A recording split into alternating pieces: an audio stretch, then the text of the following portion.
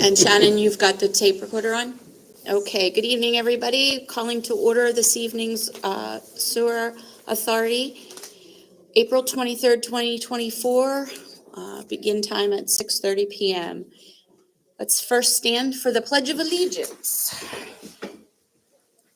I pledge allegiance to the flag of the United States of America and to the republic for which it stands, one nation, under God, indivisible, with liberty and justice for all. Okay. Do we have anybody on Zoom this evening? Okay. Any public comment? No public comment this evening, no one on Zoom, so we will get right into the agenda. This evening, we have no invited guests or presentations? No. Okay. So first item on the agenda for business purposes is approval of the March 26, 2024 minutes. Roll call. Oh, always roll call. Go ahead, Shannon, roll call us. Christine Martino. Jack Amwood. Is it present or? Yes. Yeah, okay. Aparna Chuber. George Bass. Present here. Tina Segal. Present here. Okay. Don't forget about your mics when you talk. So approval of the minutes for March 26, 2024. Were there any questions in your review? And if there are no questions, I would take a motion to approve the meeting minutes. I'll make a motion to approve the meeting minutes. I'll second it. I have a motion and a second. All in favor? Aye. Any opposed? Motion carries. Okay, next item on the agenda this evening is, we'll start out with the financial report. Anyone have any questions in reviewing the financial reports? Accounts payable or expense reporting? Okay. Hearing no questions on the expense or the accounts payable. Let's start with, let's see.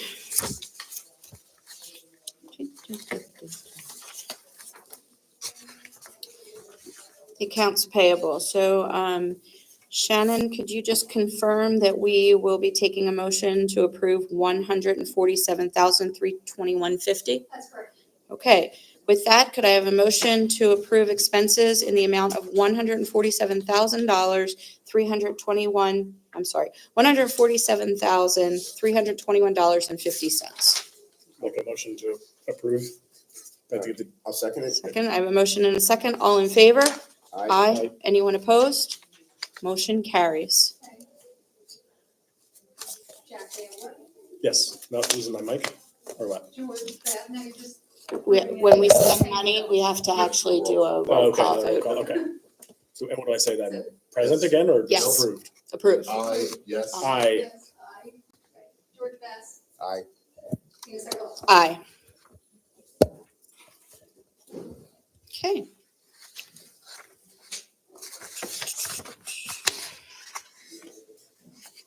So I do have one thing for the financial report. Okay. For the property located, let me turn it back on. For the property located at 512 East Hector Street. So this customer paid their bill back in October, but they paid it to the wrong account. They had one digit off on their account number, so the payment was applied to the wrong account. So not seeing a payment, I proceeded with a 30-day lien letter with no reply, a 10-day lien letter with no reply, and I filed a lien.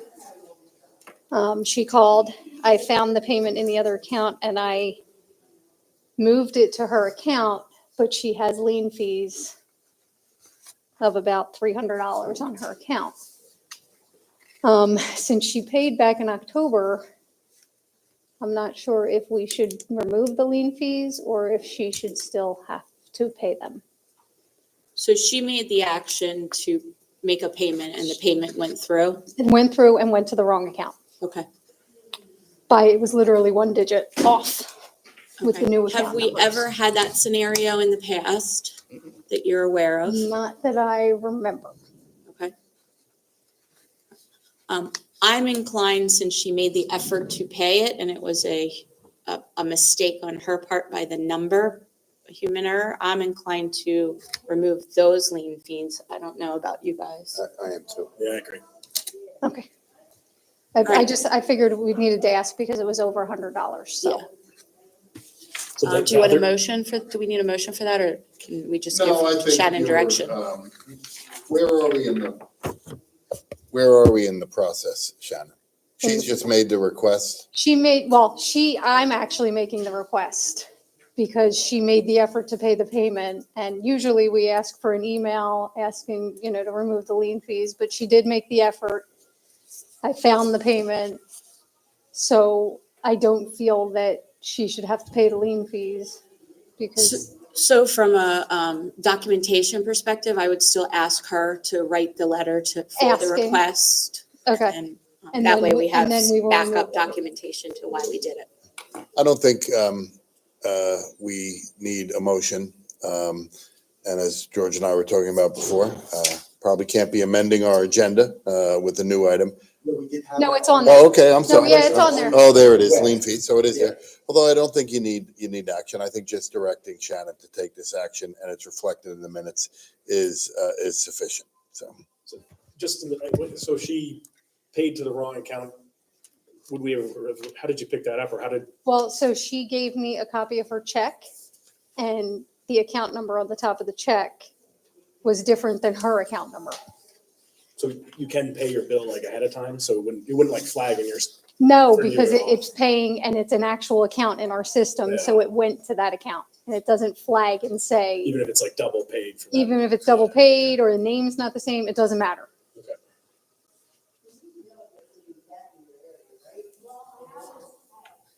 Okay, any other questions on the financials? Okay. Hearing none, we'll move to the next agenda item, and that is our solicitor's No, report you this got to evening. approve the Yeah. financial report. Oh, I always forget that piece. Okay, could I have a motion to approve the financial report? I'll make the motion. Second. All in favor? Aye. Aye. Aye. Anyone opposed? Motion carries. All right. Now we can move on to the solicitor's report. Thank Mr. you. Clark. We have no action items this evening. Our report is in your board book, and it's listed on the agenda under the executive director's report. But Brent and I will be asking for an executive session at the end of the meeting. And Brent and I discussed it. We can probably adjourn the meeting and then go into executive session since there's going to be no action taken. It's just more information and getting some direction from the board. And then we will just report on it at the beginning of next month's meeting. Okay, wonderful. Any questions for the solicitor? Hearing no Well, questions. just quick, just on Go ahead. so the stuff that you guys sent over that you guys sent it over to us, right, about the, how you have to change the meeting? Or- The memo. Yeah, Yes, yeah, yes. no, anything, I mean, I read it, seems completely usual, or, Yeah, I think no, because I think we've been doing it correctly here since 2021.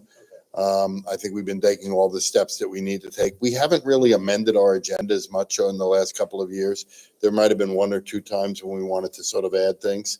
But no, we've been doing it correctly. So that was more for sort of informational purposes. As George and I were discussing beforehand, not totally atypical of the way the Pennsylvania legislature acts or does business. You know, they passed Act 65 and then immediately put in 3 or 4 exceptions that eviscerated the entire intent. And now the courts had to kind of step in and say, no, that's not what the intent is. What they don't want you doing is trying to hide things from the public. And they don't want you trying to amend your agenda by, approving something, spending a lot of money, entering into contracts without letting the public know ahead of time. But we've been doing it right for the last 3 years, so.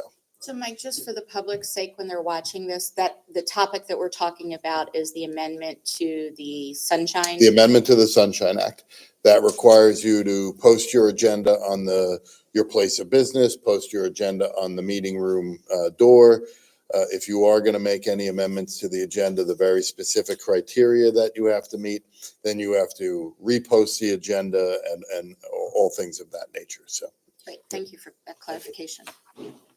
Any other questions for the solicitor? Okay, hearing no questions, motion to accept the solicitor's report this evening.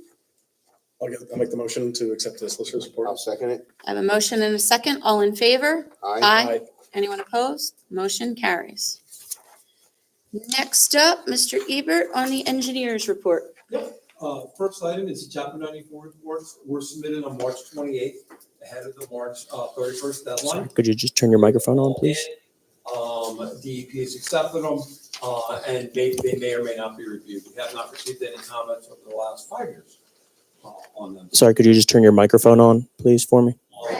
Microphone. Yep, can you hear me better now? Okay. Second thing is the liner phase 2 and phase 3. We are making the final payment request to the CFA to close those grants out. That will not close out the project. The developer does have on phase 2, does have a punch list item where the end seals are not properly sealed.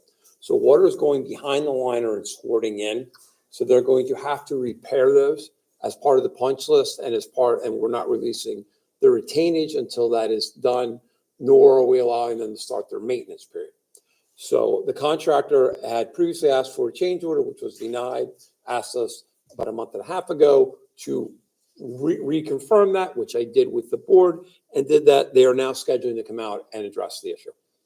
So by us denying the change order, that's not holding up them fixing.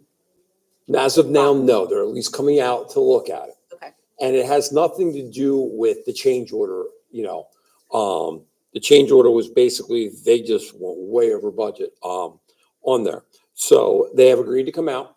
I think it had to get up internally for them. We didn't threaten them, honestly, yet. I mean, it's been, I don't want to say cordial, but no threats at all. We're like, listen, you have to do this. We're going to hold the retainage. Let's just get it done, figure out what it is. He said, listen, I'll schedule a crew out there and we'll see how we can get it resolved. So. How does the water behind the pipe negatively impact? It's I&I. So that's water, that's groundwater that we have to treat. So the whole reason we put the liner in is to stop all the cracks and leaks. So it got in the space between the liner and the inside of the hose pipe. So the pipe went in a pipe and we got to the end and there's basically, think like a bentonite or a seal, there's a seal that just didn't adhere or the water pressure blew it out. And this is in situ form. They've had a problem with a few of their issues, mainly on larger pipe like we have here. Smaller pipe, their system hasn't been a problem. They've since corrected it, and they also know how to repair it. I just have to get them out to acknowledge that we didn't do anything. There was no earthquake. It was there. It's consistent. It's been documented. It hasn't gotten worse. It is where it is. I shouldn't say that. There's more water coming in now because the groundwater table is higher.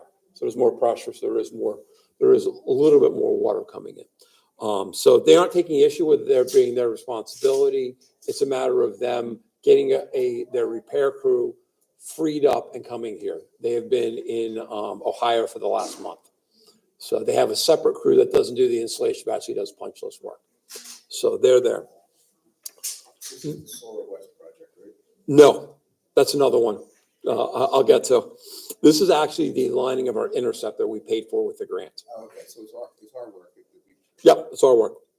So next item is on the H2O grant. Just quickly, do you think will it negatively impact any other part? If it stays there for a month, is it going to pull on any other? No, because before we put the liner, 100% of it was coming in. Yeah. From, so. It doesn't mess with the liner. No, integrity it doesn't elsewhere? mess. The liner is totally fixed. There's just an angular space at the end. Okay. A 16th of an inch that goes around because you need to have room to slide the liner in. And when it cures, so they basically put, it's a polymer now, but think of it like a bentonite clay that expands when it gets wet. And it forms a seal that goes back about 12 inches. There are 3 spots where it's going through about probably a half inch on both sides where it's going. Could it be that they didn't overlap that seal? Like that seal, it's a wrap. So if they left the joint right here and they didn't overlap it, that's possible. If there was too much pressure there, it could leave a space right next to it. Nobody really knows. So what they basically do is they basically inject it. We can't touch it because it's under warranty. So, you know, the easiest thing for us to go out there was we can inject it, but then I own the whole line. So. Next item is, and it may have been solved with this, is on the H2O grant. So we stopped the electrical upgrade design until we got the H2O grant. We've now got it.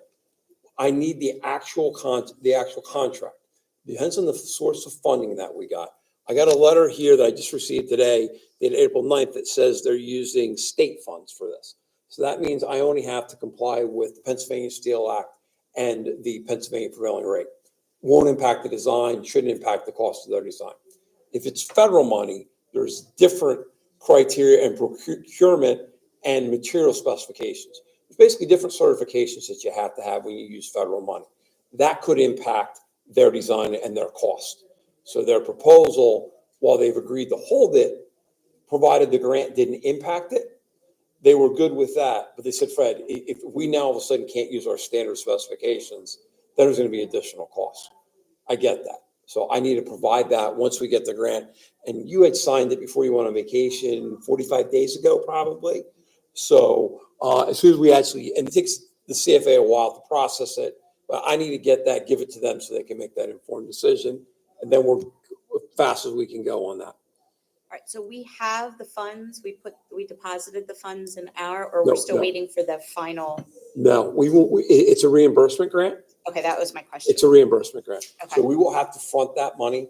And then the first time it takes probably a long 60 days to get paid. The first application, after the first application, it's about a week. Okay. You know, so once we're in the system, everything's good. They funnel everything through. The next time we submit it electronically, it's about a week later, it's electronically deposited, provided there's no questions on the application. So as far as the documentation from a grant perspective, you'll be keeping all of the documentation of the project going, and Shannon, you'll be working the financial part of that? Yeah, we kind of do it together. I do like an action step, you know, and milestones of when we have to do it, when it expires, when we need renewals, things like that. And then we coordinate with Shannon on the actual payment requests. And then she makes sure that they are received. Okay. So, and we will actually have the board approve the requests every month. Okay. All right, thank you. So, and there are extremes, not extreme. You can do it where you receive the bill and you don't pay the contractor. But I like to bill it that you're going to be paid 30 days after, you know, you submit it in, and then I pay it the fourth Monday of the month or fourth Tuesday of the month. So that then we get better prices, that we know they're not going to be held out for some grant.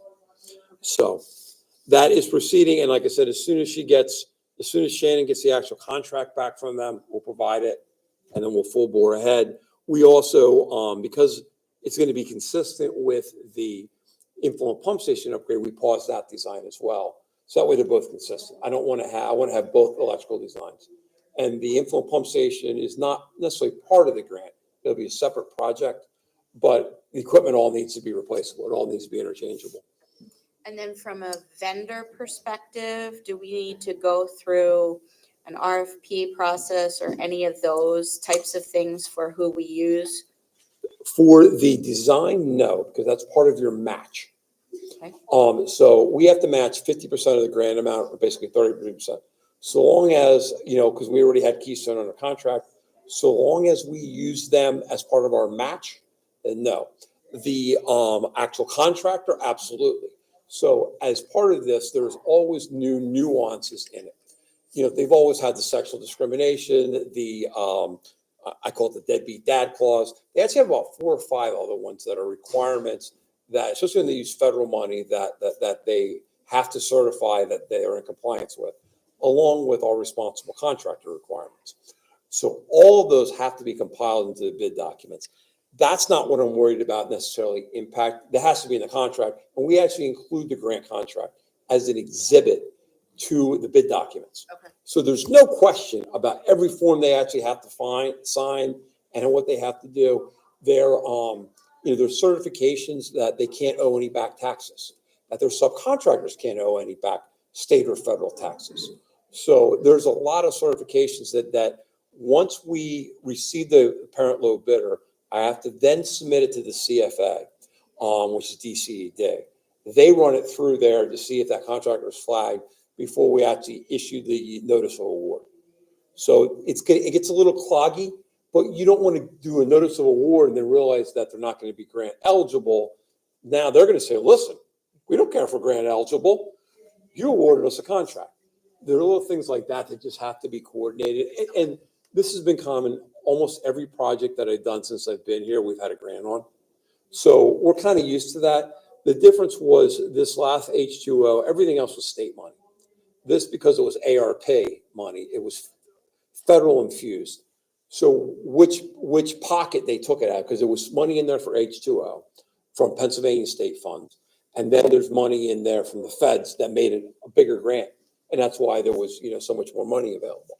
So depending on, and they earmark who got what money. So from their own internal accounting, that's why I don't know until they do their own internal accounting, say, you get federal money, you get state money. Now, my letter today, and unfortunately it says, they are funding a project that may require Pennsylvania prevailing rate. So I just got this today. So Department of Labor and Industry is tracking our grant to make sure that we comply with it. And they're saying it may. I want to make sure, is it definitely, by actually reading the contract. I'm sorry, I didn't understand what you said. May require what? May require Pennsylvania prevailing wages. Okay. That means I only have to comply with the state, like Steel Act, Pennsylvania Steel Act, Pennsylvania state prevailing wages, which is, there's different wages for federal funds, for federally funded jobs than there is for state funded jobs. It's all prevailing rate, but there are different. One's the Davis-Bacon Act, and the other's Pennsylvania prevailing wage rate.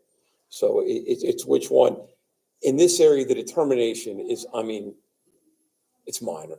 It's $1 or $2 an hour difference, depending on where it really is different is there's different categories. So the feds break things up differently than the state do. They're, labor 1, 2, 3. It's not the same as labor 1, 2, 3 here. So, but either way, the actual wage determination will be part of the bid documents. So going on to the 3 developer updates. Sora West, they're down to their final punch list. They abandoned a existing lateral in that building. And we don't know if they properly capped it or what they did. So we're asking them to put a cured-in-place pipeline or patch over where that penetration goes in there. It's actually in Fayette Street. Normally you would dig up, you cut out the old lateral, you put a new pipe in with repair couplings. You don't want to dig up Fayette Street for no reason. And this is when Sora West went ahead, they put the wall up and just did all the demolition without anybody knowing about it. This is when that lateral was disconnected. We had no inspectors out there. COVID. I have no That way. was during COVID. Yes. So I have no way of knowing if it was properly capped. And I don't even care if it was properly capped back there, because I don't know where they capped it. If they dig up in between there and they put a pole through it or a fence post through it, it's going to leak water into my system. I don't want to be responsible to repair a lateral out in Fayette Street. So we're having them, and I dealt with Keystone Property Group, Rich Gottenberg, actually, he's their president, got personally involved in this. He wants to close the job out. I said, listen, you got to have a guy come out and do this. He agreed to do it middle of last week. And he said, Fred, just put it in writing. I'll get my guys done. I want to close this job. So when you get the president working on a punch list item, they're serious about getting it done. So Echo Ridge, we provided a updated cost estimate to the solicitor's office to finish the punch list items. The solicitor's office then forwarded a letter to their homeowners association, letting them know exactly what the costs are. And I think they're waiting to hear back from them. So that is moving in a positive direction. The last item on my report is 720 Spring Mill development. The developer submitted as-built drawings 6 or more months ago that showed that the slope of the line that serves the majority of the units was not at the design slope of 005.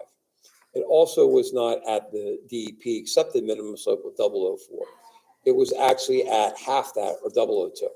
So that's basically 2/10 of a foot per 100 foot. So that's 2 inches per 100 feet. They need to have 6 inches per 100 feet. It's going to cause a clogging issue. So the problem is, even though he was notified, he continued to sell houses, continued to take laterals up. This line goes up, and then there's one upstream. That's also at minimum. So when he has to, right now it's at this, he's got to raise it. Now he's got to raise the upstream one, redo it, and reconnect all the laterals. So he had 3 surveyors come out. He tried doing a laser thing. He then went out and thought that maybe it was an issue with the manholes. So he actually exposed the top of the pipe on each of their end before it entered the manhole. Went out, exposed it, had a surveyor out there, Friday, I think it was, had a surveyor out there. They actually surveyed it, and the distance with a surveyor and my guys there, it was exactly the same thing that 3 other surveyors came up with. So we then notified him immediately in an email, even though we met with him. My guy called me and said, listen, he's got to rip it up and replace it. There's no, I'm not option. We then followed up with a letter. So he's received the verbal, 3 letters before that, a verbal, an email, and then and an additional letter notifying him. And we also copied the borough on it so that they're aware of it, that all these laterals may have to be replaced, and redug up. So I just want to keep the board aware of that, because there is going to be an inconvenience to the homeowners. There is going to have to probably be excavation of their brand new house, which they just moved into. This all could have been avoided by him replacing it immediately before he connected any of these townhouses to it. So Fred, remind me, if we let this go through and we didn't address it, because we're nice guys, right? Yep. What could be the potential issue with that down the road, and who would kind of be responsible at that point if there was an issue? I'll play worst case scenario. What's most likely to happen is it's going to clog. What happens when it clogs is it will back up into your house and will do damage to your basement. Worst case scenario is you have knowledge of it. It does not meet the DEP, does not meet your standard of the authority. It does not meet DEP standards.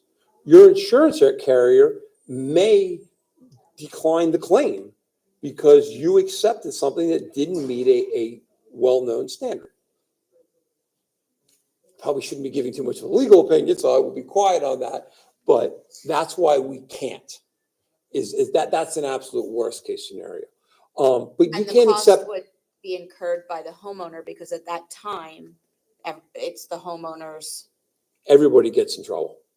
So, and that's why we require as-built to be signed and sealed by a professional land surveyor. That's our compliance. Because when I'm out in the field, my guys are watching it, and the laser that's installing it could be out of calibration.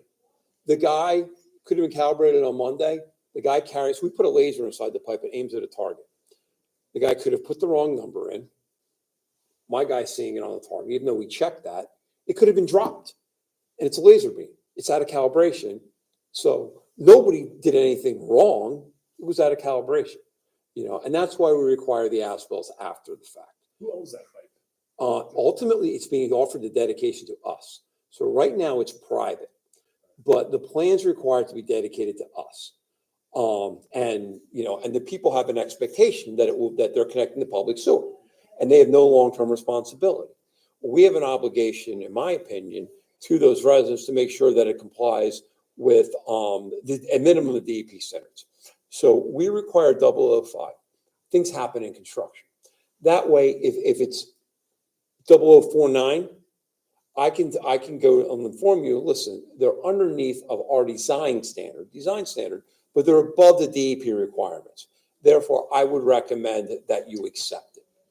And it's for things like that. And that's why we as the authority don't accept the DEP minimum, because if something goes wrong in the field, there's no factor of safety. And they're going to say, come on, you accepted a design with no factor of safety? That's why we do it. So, we haven't received anything back from the developer other than he obviously knows that it is. He's done this many times, or this has been a topic many times. He's continued to prove it. He's out of options of how to prove it. You know, I mean, he said, well, maybe the invert of the pipe isn't wrong because we can't, it's honestly, it's very hard to measure the inside of a manhole because it goes straight down and you got to go over and you got to offset it. And we're talking about, an inch or two. So he literally exposed the top of the pipe and put the survey stick on both of them. So, And this affects only the houses on Spring Mill, not the ones on Eighth or all of them, every single house is impacted, everything house. every single one. And he continues to sell, he continues to build and continues to sell. Yes. And that's why we flagged this way back in, I don't say November. As soon as he did it, we always push prior to the connection of the first house for the submission of as-bills. Because if there is a problem, you want to get it before we start to hook up a lot of houses. And that's what we did. And that's what we went back and forth. And that's why I continue to bring it up to the board that you guys have that institutional knowledge of how long this has been going on.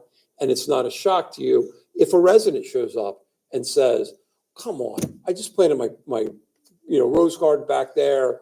I just turfed my yard. It's beautiful. I don't want this guy tearing up my lateral. Yes.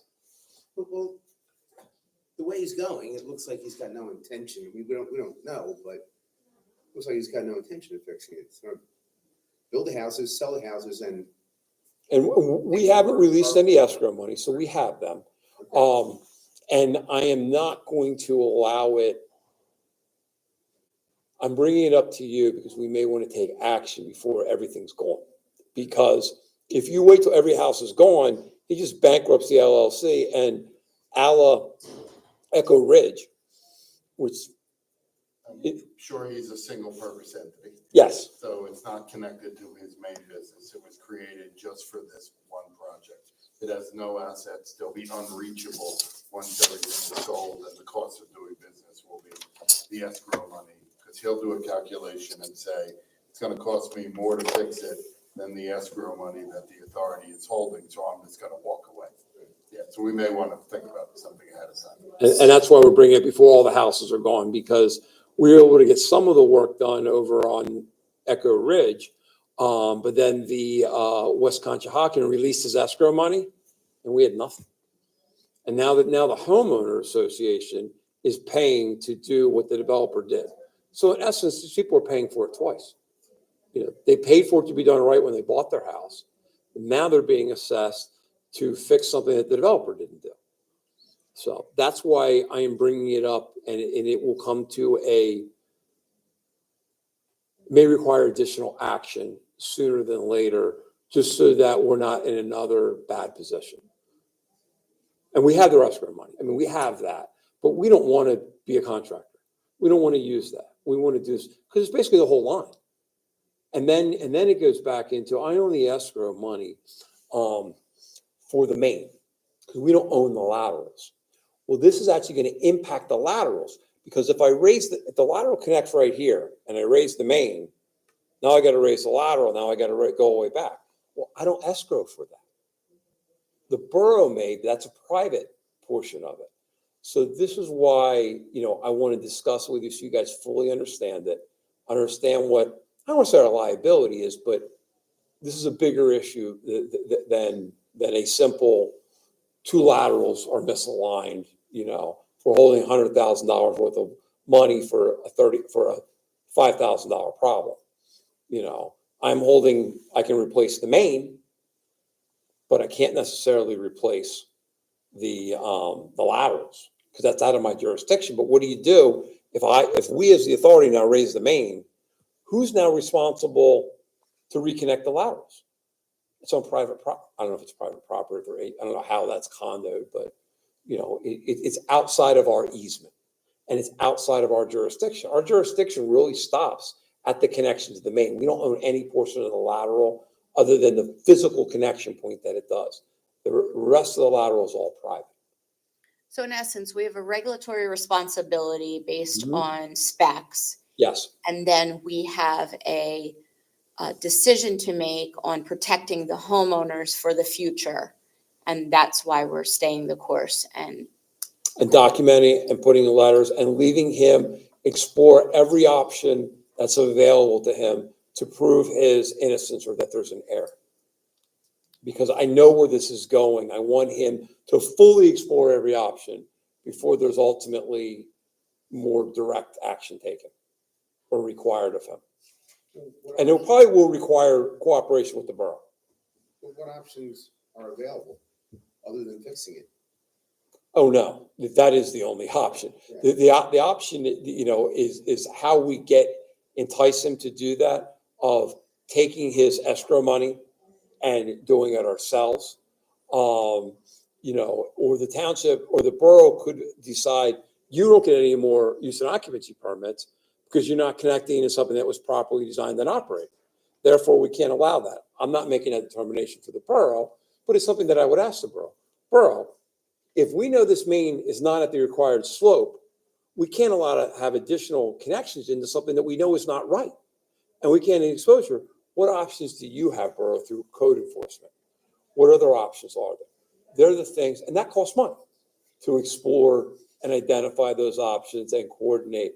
So we wanted to make sure that we didn't spend the developer's money, and he's going to pay for it. If, hey, listen, my first 3 surveyors just made errors. You know, he's done everything now that I don't believe there's a single thing that he could do that there's not a single thing that I think he hasn't done, or I think that could be done that would convince me otherwise. I mean, 3 surveyors, you've surveyed the inside of the pipe, you surveyed the top of the pipe. There's not much else you can do. I mean, it's 2 points, an elevation and a distance, you know, so. Thank you for that explanation. Yep, that completes my report unless the board has any questions. Any other questions? No. All right, with that, could I have a motion to accept the engineer's report this evening? Accept the engineer's report. I'll second it. I have a motion and a second. All in favor? Aye. Aye. Anyone opposed? Motion carries. Next up on the agenda is our operations manager report. Mr. Mungan. Michael, okay. First thing I wanted to talk about was an update on the primary, the flood restoration project we're having. We're making some progress. We're entering the final stage where they're putting the main control panel in. And it's going to be between the 2 different contractors. So they're together now. They're saying it could be done as early as the end of next week. So that's great. When that's done, I'll have pictures and a whole bunch of stuff for you then. My second thing is the MS4. Since the billing went out, I got some phone calls. Not a whole lot. I got 24. Some of them started out difficult, but they all ended not well, nice. You know, you just talk to them nicely, tell them why, and they seem to accept the reason. So I actually learned a lot about town too. Like you end up they telling you all these stories. It was growing up here. It was kind of neat. But I actually got one other. I was approached with my shirt on earlier today at Tony and Joe's. A person inside. I was like, "Oh, is that where you work?" I said, but she was fine too. Another topic yesterday, our DEP inspector reached out to me and he asked me what my day was like. And I said, well, it depends what you're looking for. And he says, well, he said he has 2 freshly new inspectors that he asked if I would give him a tour of the facility. I said, sure. Came down there really nice. Took about an hour and a half. He asked me to go into real detail with him and everything. So it was nice. I felt happy that he would ask me to do that. So, and he said that one of them might end up being our new inspector too. So, the last thing I want to talk about was Greenfest. That's this coming Saturday. I have two of our staff lined up with the tent tables. We have Tyler from HRG is going to be there too, just to field any MS4 questions. We're going to have some new posters, handouts. There's going to be some coloring books for the children, some poster boards, and maybe some candy. So I believe that starts at 11. I just got them this afternoon, but tomorrow I'll email you the locations and everything. So there's a map with where everybody's going to be. And then we'll be good to go for that. So if there's no questions, that concludes my report. Great, Thank you. thank you. Any questions? You're welcome. All right. Hearing no questions, motion to accept the operations manager report this evening. I'll make a motion to accept reports. I'll second it. I have a motion and a second. All in favor? Aye. Aye. Anyone opposed? Motion carries. Next up on the agenda is the collections and maintenance reports. Any questions on those reports for our team? Just the one on the, break in the main one on 314. Is that, is it you who takes this? 314. Sorry, The on date. March 14th, yeah. They're just saying there was they're cleaning a manhole, tried to continue, but was not successful to a break in the main. It seemed like they were able to get a contractor out there. And just anything on that? That's West Conshohocken, yes. Oh, okay, so that's, It's in the works, definitely. We have to notify the homeowners and easements, and we just gotta make sure we got everything ready to go. That's definitely in the works. so it was a break in the main line? It was a slight offset that, because of the angle of it, couldn't get the camera past it. Okay, Single lip. yeah. So luckily the lip was facing downhill for us, downstream, so it's not catching stuff at the moment, but it is, and that's a PVC pipe, so I'm not sure how that happened. And that was just picked up on like a routine screening. Yes. That's great. I mean, it's great that you found it now as opposed to later, so it's, yeah. Thank you.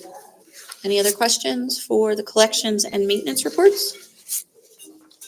Hearing no other questions, could I have a motion to accept the collections and maintenance reports this evening?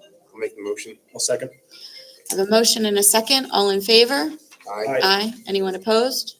Motion carries. Let me silence my phone. Sorry about that. You guys just generally are, I guess I'm past the time I'm supposed to be talking about this, but okay. you're out there just doing all the pipe. I think you were saying trying to do it yearly or something like that, or? That's what we try to do, yes. Yeah, okay. When we can do it. A lot of times we find stuff just when we're doing, free project inspection. Right. So sometimes that's how that one turned out, so. Right. It sounded awesome. You're saying that you take a look at it before a project and then you can look at it after so that you can, yeah. Make sure nothing's disrupted. Make sure, or- yeah. That's great. Great. All right. Moving on to the executive director's report. Brent? Okay, just a couple items, and just to elaborate even more in regards to the stormwater.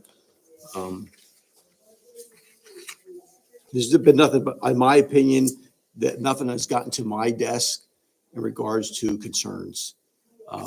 As we implement our strategies, how we're going to do the process, with Ed in his conjunction with the ratepayers that are calling up with the concerns, he's actually stopping before it gets to my desk if there's more concerns. So we are receiving to date, I don't want to, it's been good. With our rollouts that we've done for last year has been very well received.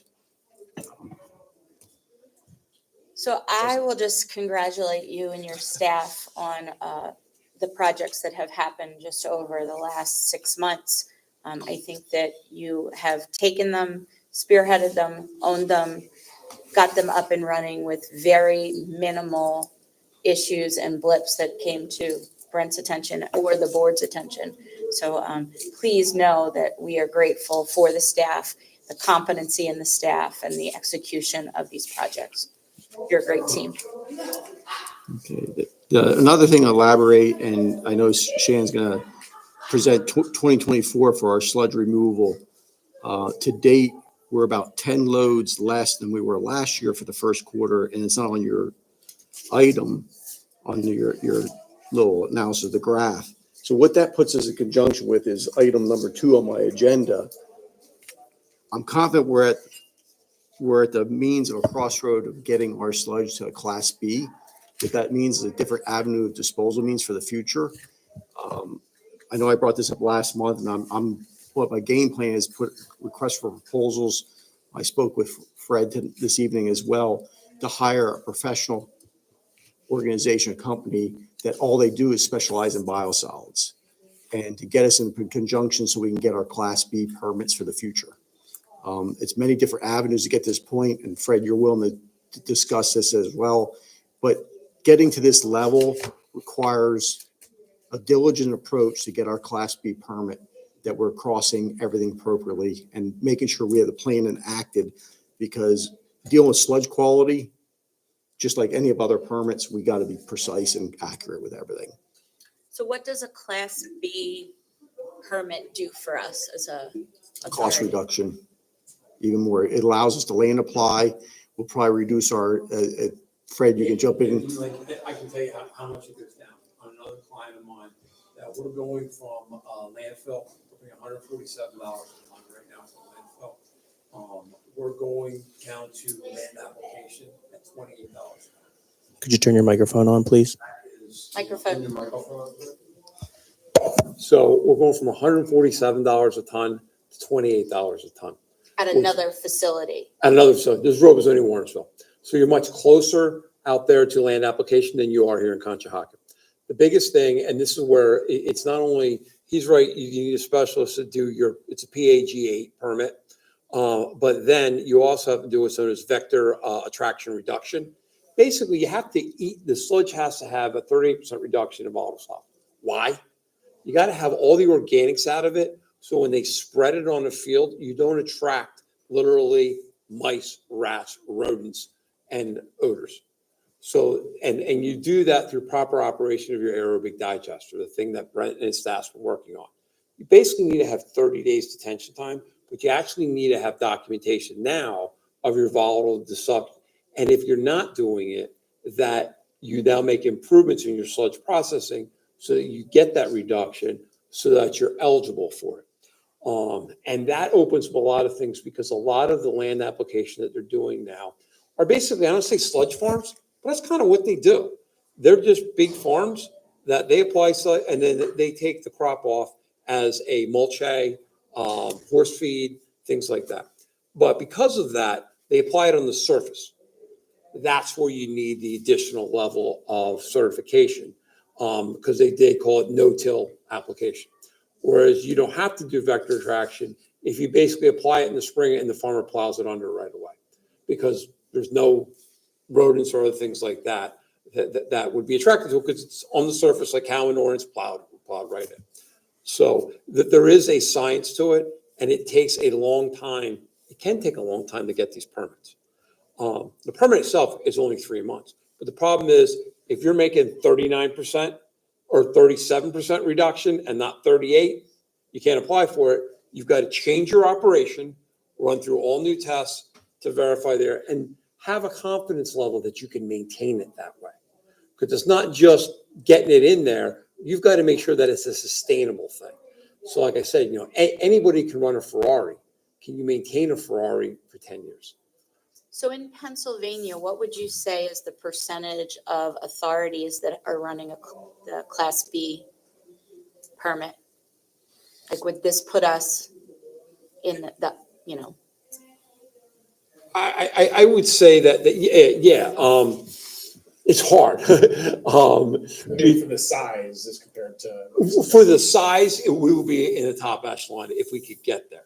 So it's pretty easy for really rural places that have nothing but residential houses in them, and newer treatment plants, and they're right near farm fields, and they were always designed to do a Class B sludge.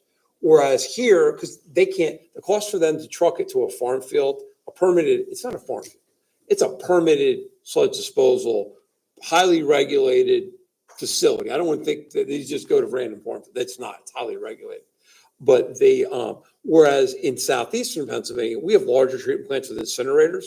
So the cheapest thing for us to do, because trucking costs rise it, is we take it to a place like East Norton used to have an incinerator. Delcora has one. Or here, we did it and we took it down to a landfill because it was cheaper. Now the cost of landfill has gone up, that it now makes more sense to drive it to Berks County. We don't have farm fields around Conshohocken, whereas representing Warnersville has them 2 miles away. So, but I highly encourage you to start that process now, because I have another client that my contract expires in September. I can't get them down to the Class B standard. We meet the Class B. Class B is basically how many metals you have in there and things like that. And industry, we have basically no industry. We're all domestic. I mean, our industry right now is restaurants and things that is domestic.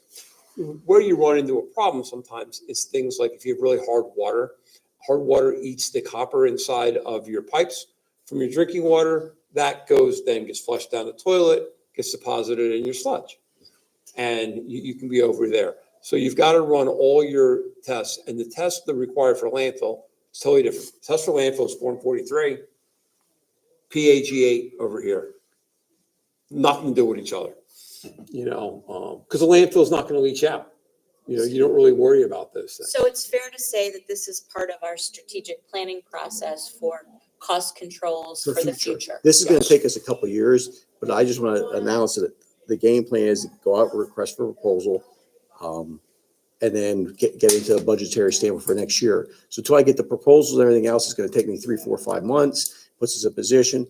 But as Fred's saying, it could take us 2 years to even get the permit, which we're in a 5-year contract, maybe 3, 4 years out before we get to the point where we're stable to prove it, because it's cradle to grave with sludge. We got, it could be 50 years from now, someone's sitting here and say, well, you land applied this sludge. Did you do everything correctly for the authority? I mean, there's been cases like that. And what I would say, what I would start doing while you're getting the proposals for the firm to do the stuff is it really is help start testing your sludge. Yeah. So saying, do we meet Class B? And then start doing your volatile solids reduction. Are your volatile solids, are you less than 62% volatile solids? Yeah. If you don't have 38%, you need to decant more, increase your detention time. How you get volatile suction is basically you put more bugs in there and they eat each other. That's what it is. They've got to eat all the food. So the analogy I've been using is if I got a 20-pound turkey and I bring 10 people over, I have 5 pounds left. 20-pound turkey and I bring 50 people over, I got nothing left and everybody leaves hungry. That's the environment you want to create. Yeah, I just wanted to kind of call out because, people will think that we have to continually increase our taxes and our charges for things, but we are looking for strategies for cost containment and cost reduction to mitigate those things. And we will continue to look for those types of options with our business so that we can maintain a decent resident rate. In conjunction with that, I'm sending Ed to a 3-day conference in Oklahoma on biosolids. Okay. I figure I've done my research. I want someone else to go out and actually question them ourselves, question all of what we're doing. Is there something better? I mean, I've been through it, but I want someone else him to get the knowledge and he questions our questions. So we are developing, and with this conjunction, it's best for us to prepare, and it's going to just take time. And I think we're at that crossroad with doing this, what we've been doing, decanning and all those other aspects, looking at it. Now it's time to get these professionals that's all they specialize in biosolids to make sure we're doing it correctly. Because you got to be, when you apply for the permit, you got to be, it's precision and accurate on every aspect. Great. So the specialists you'd be hiring, they're actually going to be looking at the operation of the digesters. They'll look at everything, how the digesters, they'll look at the heavy metals, they'll make sure when we come up with all the vector attraction, all the rules and regulations, our sampling plans, they'll be detailed that way. So when we go to DEP with our permit application, we're ready to go, and it's meets all the needs. Firms, that's all they do. Yeah. All they do is biosolids. They're small petite firms. That's what they do. If I may, since in the last year or so, we'll say, you've reduced the amount of sludge, and now we're working on a Class B permit, which all of these things are reducing costs. Chris, I mean, we're at what, 6% for the year for sludge? And it's environmentally friendly too. So you think about, right now, we're only eating 2% of our, I'm saying, I don't mean to be eating 2% of our budget. Something's eating, it's not us. Okay. I don't think I need, other than informal that I'm going out.